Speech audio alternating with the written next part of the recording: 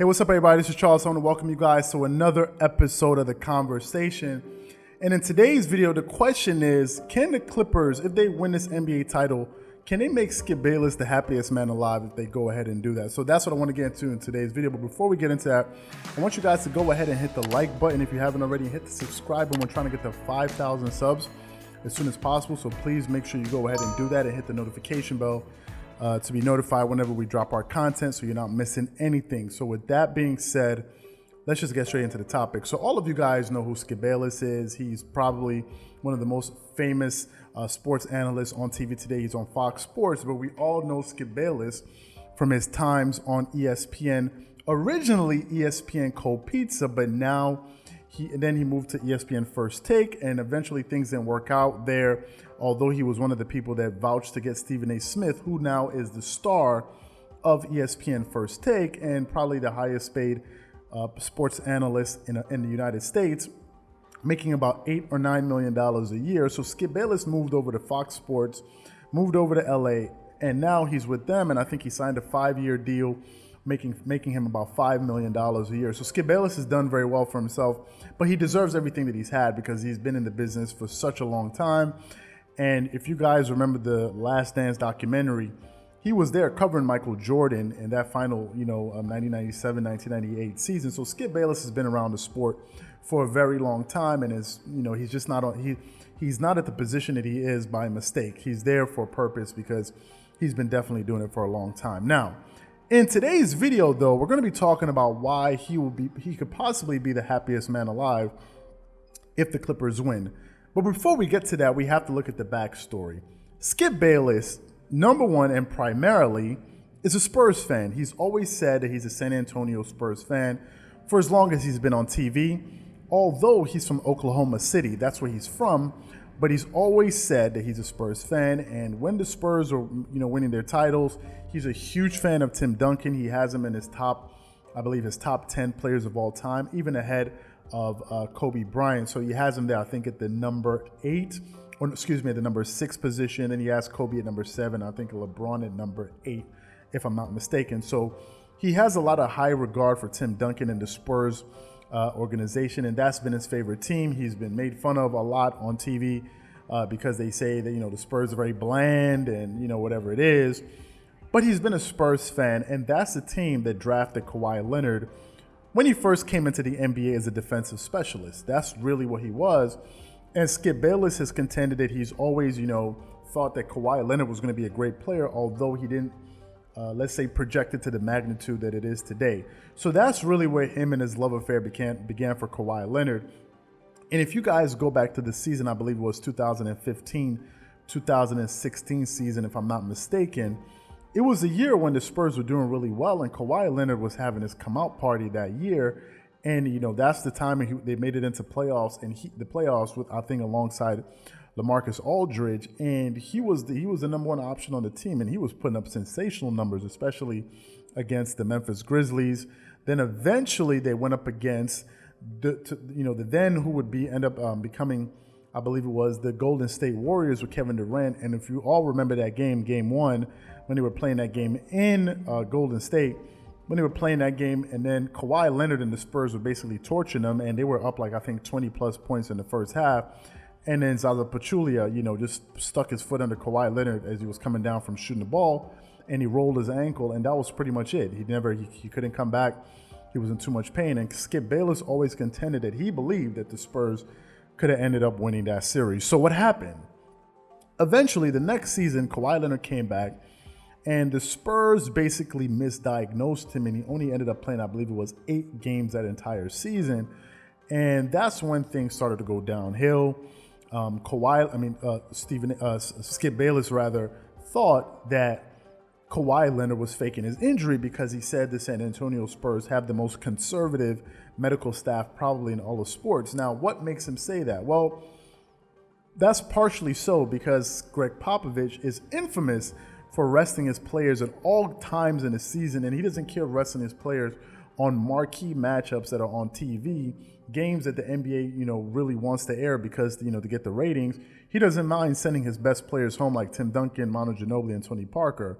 So Skip Bayless was coming in from the standpoint, this is the most conservative organization in sports, so there's no way that, they could misdiagnose him or force him on the court. But Skip Bayless believed that, and when Kawhi Leonard ultimately moved over to the Toronto Raptors, when he was traded to the Toronto Raptors for, I think, their key player at the time, whose name escapes me at the moment, they moved him over, and he now all of a sudden was sort of exiled to another country, and Skip Bayless seemed to be happy about it because, he said he quit on his Spurs team. He flat out quit on him. And then from that point, he started calling him number 2. He refused to even call Kawhi Leonard by his name. He kept on calling him number 2. So what happened? Kawhi Leonard ended up having a standout season with the Toronto Raptors, leading them into the playoffs. And in the playoffs that season, the guy averaged 30.5 points a game, shot basically 50% from the field, averaged 9.1 or 9.3 rebounds, and led the entire playoffs in points, rebounds, and steals, scored the third most points in the history of the NBA playoffs that season. And he won the Toronto Raptors their first NBA championship, taking them to the first time that organization had ever even gone to an NBA championship, and they won it. So when he came back on TV, he still was a bit, he had some trepidation for giving Kawhi Leonard his props, and he was still calling him number 2. And it's funny because Shannon Sharpe was actually the one advocating for Kawhi, saying, Skip, you're taking this thing too far, man. You need to forgive this guy. Blase, blase, blah, it's gone too far.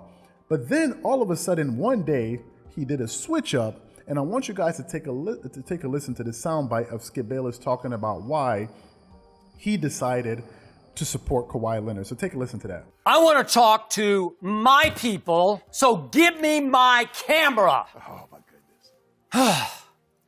Look, I will never forget what number 2 did to me and my San Antonio Spurs. He quit on my Spurs 2 years ago and quit his way right out of San Antonio. But you know what? Maybe it's time to forgive, to let it go, to let it be. Maybe it's time to do what number 2's Uncle Dennis asked me to do at the Manny Pacquiao fight back in August in Las Vegas on behalf of number 2. Uncle Dennis said, why don't you call him by his given name? So you know what? It's time. Here I go. Kawhi Leonard. Kawhi Leonard. Kawhi Leonard. Kawhi Leonard. You used to be my favorite player, and I must admit it here publicly. You started to win me back. My heartstrings started to tug when you said no to LeBron James back in July. You bamboozled the king. You took your talents to the Clippers. I loved it. And then you kept winning me back on opening night at Staples when you dominated Kawhi Leonard. You dominated LeBron James and Anthony Davis. So now, Kawhi Leonard, I am back. What it do, baby? Now, in that audio, you can hear him talking about the reason how he forgave Kawhi and all of this, and Shannon Sharpe is just completely confounded by the entire moment. So what ended up happening? He forgave him, and now all of a sudden, he supports Kawhi Leonard. But why? Because I think he views Kawhi Leonard as a legitimate roadblock to LeBron James, because I believe if you put a gun to Skip Bayless's head, he'll tell you that he never really believed that LeBron James was that dude. I don't think he truly ever believed that. And he sees Kawhi Leonard as somebody that could possibly stop LeBron from winning more championships for him, which is a great thing because, one, it does two things. It stops LeBron from winning championships. And two, if the Clippers win, it further solidifies the fact that Michael Jordan is the GOAT because, you know, Skip Bayless and most of us sports fans, at least basketball fans, all, you know, agree that Michael Jordan is the greatest player of all time. But there are a few outliers out there like, Nick Wright and Shannon Sharp. But if he loses to Kawhi Leonard, the irony of it all is that his ultimate motivation for that is just another way to stick it to LeBron and say that Michael Jordan is the greatest player of all time. So the Clippers winning the NBA championship is just a roundabout way for Skip Bayless to validate himself by saying Michael Jordan is the greatest player of all time and LeBron James isn't. And that's why I think if the Clippers win, he can end up being the happiest man alive. So what I want to know from you guys is do you agree with me, or do you think I took this thing way too far and I went too far into it?